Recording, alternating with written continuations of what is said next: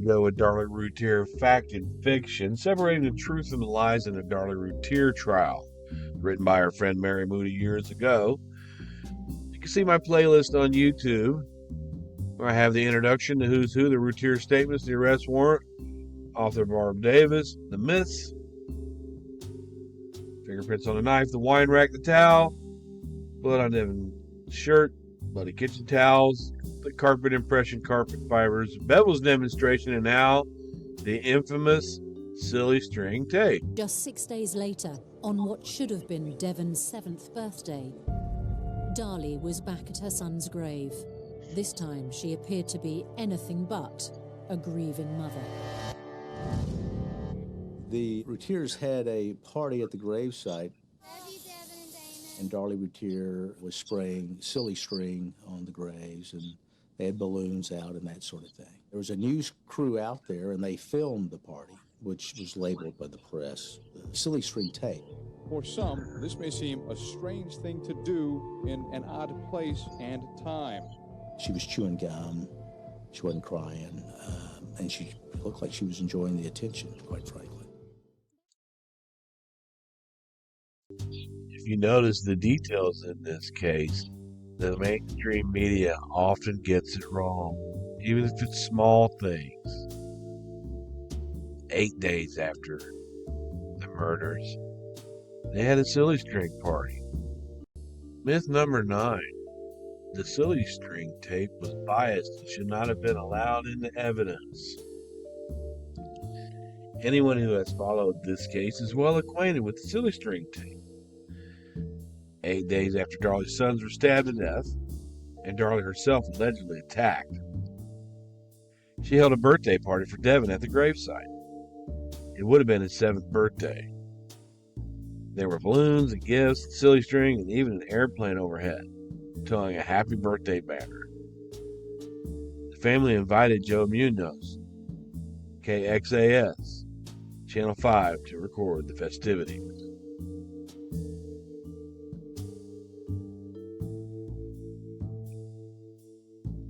The tape shows a smiling, laughing Darlie, spraying silly string on her son's graves.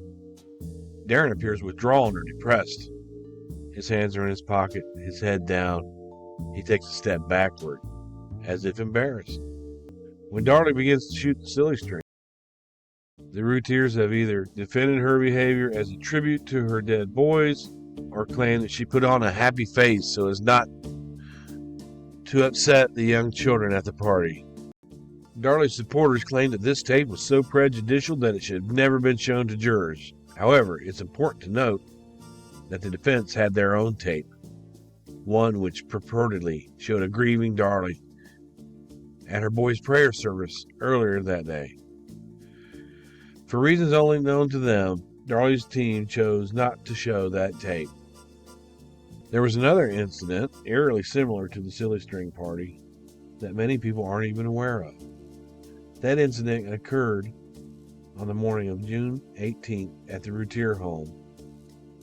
Nelda Watts, a retired school teacher, and her husband had lived in the house directly across the street from the Routiers. Miss Watts testified that during the sentencing phase of the trial. I have a full video of this up on my channel if you just type in Nelda Watts on the search bar. Miss Watts is on the stand. 33 years school teacher, retired. Watts. There were many funeral wreaths. There were stuffed animals, flags, signs that people had placed around the fountain in the Routier's front yard. Shook. Okay, and as he looked out there, what were Darren and Darlie doing? Watts.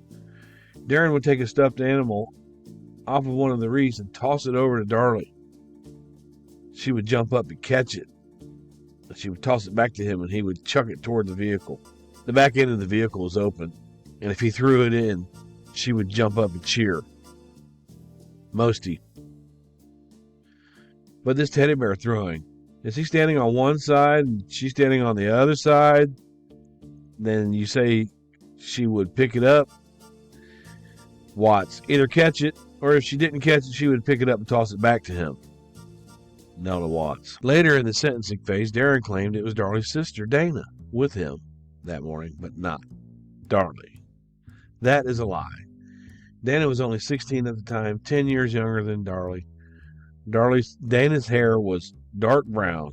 Darlie's was platinum blonde. So mistaking the one for the other was highly unlikely. Miss Watts knew exactly what Darlie looked like. She had lived across the street from the Routiers for 3 years. Conclusion. It is irrelevant how you or I or the jurors felt about Darlie's behavior at the birthday party. The question is, did the prosecution have the legal right to show that video? The answer is, yes, they did. Just as the defense had a legal right to present their own character evidence, had they chosen to do so. This type of evidence is allowed into trials all the time because the defendant's behavior may certainly be relevant when it's factored into the other evidence.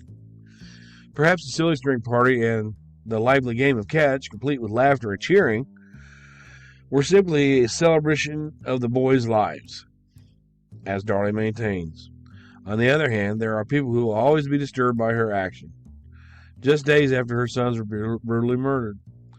Although it is difficult in the immediate aftermath after a tragedy to judge how someone should react, there are certain behaviors that are clearly unusual.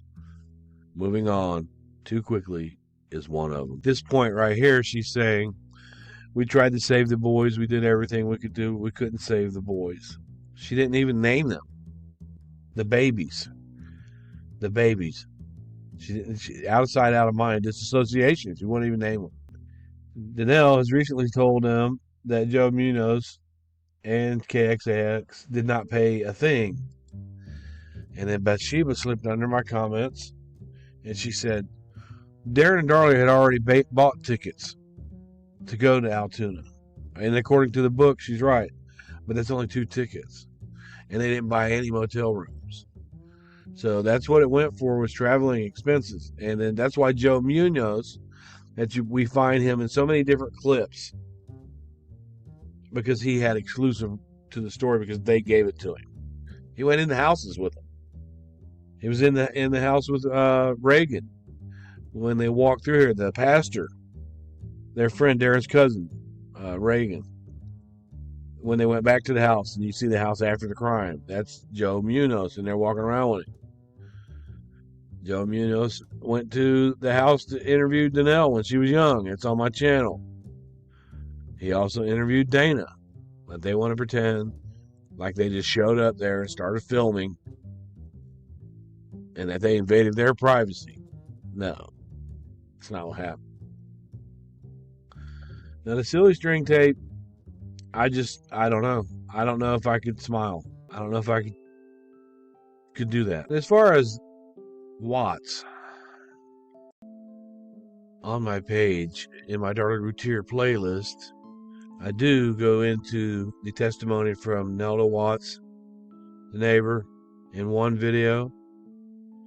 And then another video, I go through Nelda Watts and Darren and Darlie playing in the yard with memorials there. But I go into the locations of where it was, the window that she was looking out of, and her testimony. She had never spoke to Darlie and Darren before. Be sure to check it out on my channel. Got no love for the fakeness. If you wanna play tough and wanna hate this, I'll always show up. I don't ever slow up, no I don't take shit. I got no love for the fakeness. If you wanna play tough and wanna hate this, I'll always show up and make a statement. I don't ever slow up, no I don't take shit.